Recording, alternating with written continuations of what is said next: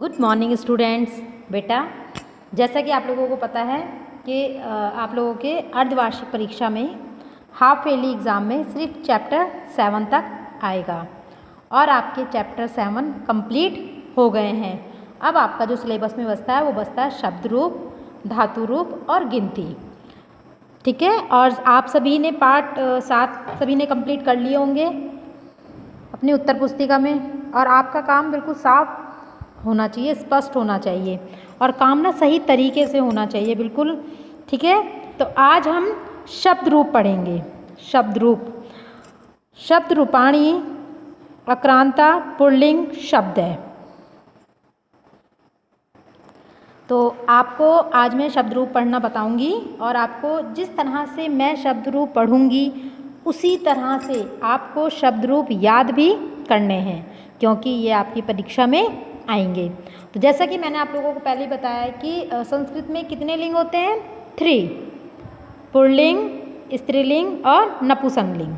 ठीक है, तो उन्हीं लिंग के आधार पर शब्द रूपाणी भी होते हैं, पुल्लिंग, स्त्रीलिंग, नपुंसकलिंग। ठीक है, तो आइए पहले हम पढ़ते हैं शब्द रूपाणी आक्रांता पुल्लिंग शब्द है।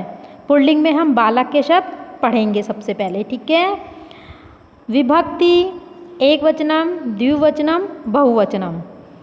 प्रथमा बालकः, बालको, बालकः। द्वितीय बालकम, बालको, बालकान। तृतीय बालकेन, बालकाभ्याम, बालकेः। चतुर्थी बालकाय, बालकाभ्याम, बालकेभ्ये। पंचमी बालकात्, बालकाभ्याम, बालकेभ्ये। षष्ठी बालकस्य, बालकयो, बालकानां। सप्तमी बालके, बालकयो, बालकेषु। संबोधनम हे बालक, हे बालको, हे बालकः। ठीक है, तो आपको इसी तरह से जिस वे में मैंने ये पढ़े हैं इसी वे में आपको ये याद करने हैं। कुछ बच्चे इस तरह से याद ना करके इस तरह से याद करते हैं, जो कि गलत है। ठीक है बेटा, आप लोगों को ऐसे ही पढ़ने हैं। चलिए, अब हमने पढ़े थे बालक पुल्लिंग शब्द, अब हम पढ़ते हैं आक्रांत स्त्रीलिंग शब्द। ठीक है, बालिका विभक्ति एकवचनम, द्विवचनम, बहुवचनम। प्रथमा बालिका, बालिके, बालिकाः। द्वितीय बालिकां, बालिके, बालिकाः। तृतीय बालिकया, बालिकाभ्यां, बालिकाभिः। चतुर्थी बालिकाय, बालिकाभ्यां, बालिकाभ्ये। पंचमी बालिकाया, बालिकाभ्यां, बालिकाभ्ये। षष्ठी बालिकाया, बालिकयो, बालिकानां। सप्तमी बालिकायां, बालिकयो, बालिकासु। संबोधनम हे बालिके, हे बालिके, हे बालिकाः। तो ये अब हमने पढ़े थे स्त्रीलिंग। ठीक है, पहले हमने पढ़े पुल्लिंग बालक के शब्द रूप, फिर स्त्रीलिंग बालिका के शब्द रूप। अब हम पढ़ेंगे आक्रांत नपुंसकलिंग शब्द पुष्प। पुष्प का मतलब क्या होता है? फूल। ठीक है, जो एक पुल्लिंग शब्द है। विभक्ति एकवचनम, द्विवचनम, बहुवचनम। प्रथमा पुष्पम, पुष्पे, पुष्पाणि। द्वितीय पुष्पम, पुष्पे, पुष्पाणि। तृतीय पुष्पेण, पुष्पाभ्यां, पुष्पैः। चतुर्थी पुष्पाय, पुष्पाभ्यां, पुष्पेभ्ये। पंचमी पुष्पात्, पुष्पाभ्यां, पुष्पेभ्ये।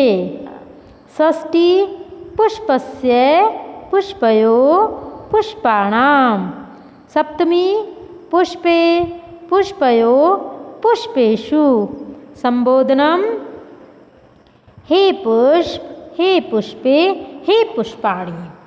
तो बेटा जिस तरह से मैंने इन शब्द रूपों को पढ़ा है उसी तरह से आप भी इन शब्द रूपों को पढ़ोगे और इन शब्द रूपों को लिखोगे। आ रही है ना बात समझ में? देखिए इसके नीचे एक नोट लिखा हुआ है, ए में फल, पुस्तक, नगर, मित्र, उद्यान इत्यादि नाम अक्रांत नपुंसकलिंग शब्द रूपाणी। कौन कौन से हैं नपुंसकलिंग शब्द?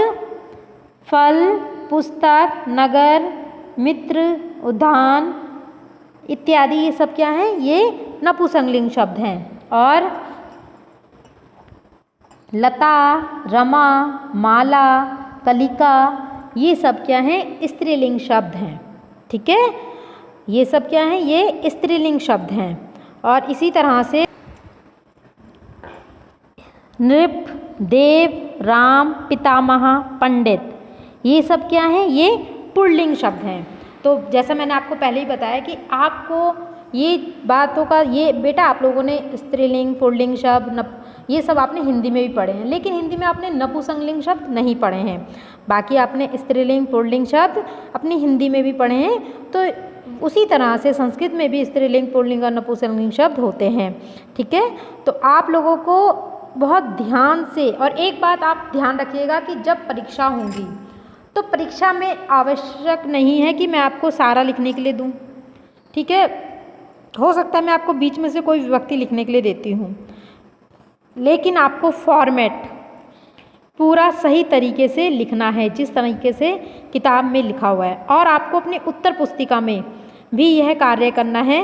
बालक के शब्द रूप, बालिका के शब्द रूप और पुष्प के शब्द रूप। ठीक है, ये सब आपको अपनी उत्तर पुस्तिका में भी करना है। जिस तरह से आपकी बुक में दिया हुआ है उसी तरह से आपको अपनी उत्तर पुस्तिका में भी लिखना है, और उसी तरह से आपको यह कार्य याद भी करना है क्योंकि ये आपकी परीक्षा में आएगा।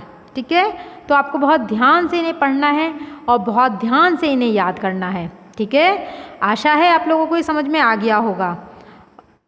ठीक है, बहुत ध्यान से कीजिएगा अपना काम और ध्यान से इन्हें याद कीजिएगा। और जिस तरह से ये इसमें दिया हुआ है उसी तरह से आपको लिखना। और मैंने आपको पहले ही बताया कि जो ये तरीका होता है, कुछ बच्चे ऐसे पढ़ते हैं पुष्पम, पुष्पम, पुष्पेण, पुष्पाय, तो ये गलत तरीका है। जब प्रथमा जो पुष्प की जो प्रथमा विभक्ति है उसके तीनों वचन हैं। अगर मान लीजिए हमें एक वचन में बोलना है तो हम पुष्पम बोलेंगे, हमें द्विवचन में बोलना है तो हम पुष्पे बोलेंगे, और हमें बहुवचन में बोलना है पुष्पाणि बोलेंगे। जिस तरह से हम इंग्लिश में सिंगुलर प्लूरल यूज़ करते हैं, ठीक है, तो उसी तरह से हम संस्कृत में भी एक वचन, बहुवचन, ठीक है। अगर कहीं पर हमें एक फूल की बात करेंगे हम, तो हम वहाँ पर किस शब्द का इस्तेमाल करेंगे? पुष्पम।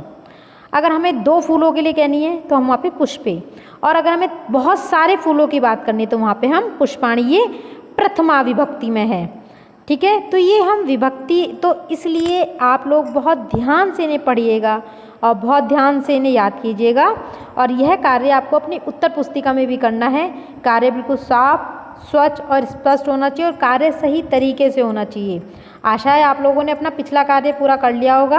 आप लोगों के पार्ट 7 तक आपने सभी ने अपना अभ्यास कार्य और हिंदी अनुवाद सभी ने कर लिया होगा। तो आपको अब ये आगे यह कार्य करना है। कार्य बहुत ध्यान से कीजिएगा। आशा है आप लोगों को ये शब्द रूप समझ में आ गए होंगे।